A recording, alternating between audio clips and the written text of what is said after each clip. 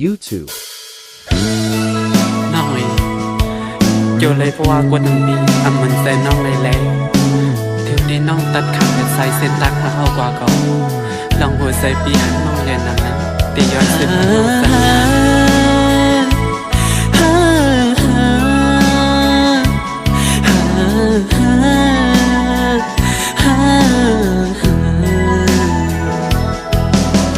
ติ่งใจหักงานเนื้อดีมาน้องอ่อนใน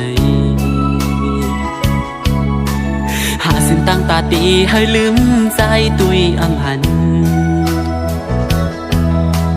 หูก็หูอยู่ว่าดีมีวันในมาตื่นอำห่างวันหนึ่งลำลังสิขัดใจด้วยเย้ามันลืมอำไหลมองใจสายหน้าก็หักเลยสั่งว่าไรเกิดปิ่นจัดก้นมาในผักกอเคยทุบยาอยู่ลองตั้งกัดเย็นต่อจูมังบ่เวอำจังเลยทบมันมาก็สัมติสังเหตุอันเลยแลนตัวใจขึ้นสีจอมหักสุมาสั่งหันผิดก็วางความปัน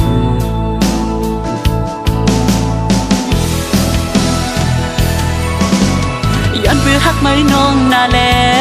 ขาดสู่ในเหมือนตั้งตีขาดใจ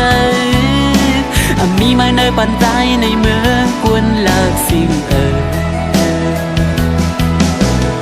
บดีว่าอำไรอยู่คงสำนางหัวใจตีผักไว้ตาสู่สุดตังอำไรหอมสู่อำอ่านหากยิงก็เลยแข็งซ้ำว่าปีเลยไม่ตันเลยยอมตายก็ย้อนหากน้องกว่าก็ตั้งอันน้องให้ปอมนเสื้อนั้นลาดออกมาเลยเด็กที่เส้นใจปีขาดเสียงสุดมือย้อนเธอไล่หันหน้าอ่อนสู่ยุ่มซื้อสั่งตายเสียนเธอใจปอไล่ลืมใจ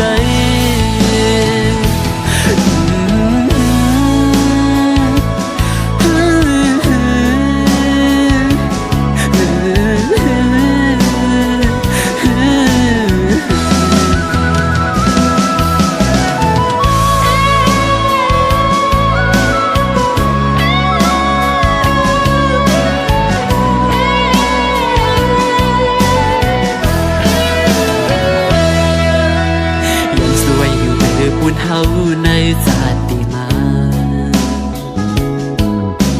ให้เลยมือเกิดเปลี่ยนสักที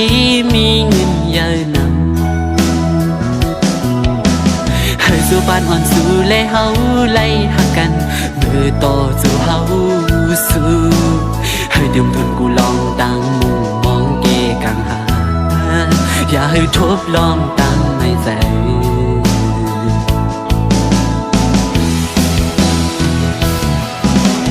ยินขอบใจเย้ยน้ำอยู่นาตาปุ่นอันร้องหากมีต่อกันเก็บกับกุยก็ใจตีเก็บซิมไว้ต่อจู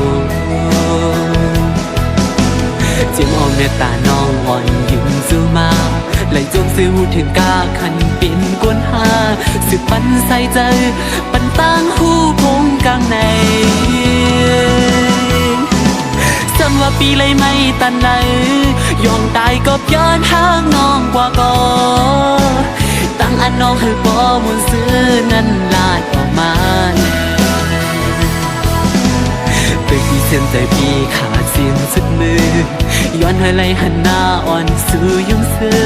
สั่งตายเสียนให้ใจปอไหลลืมใจ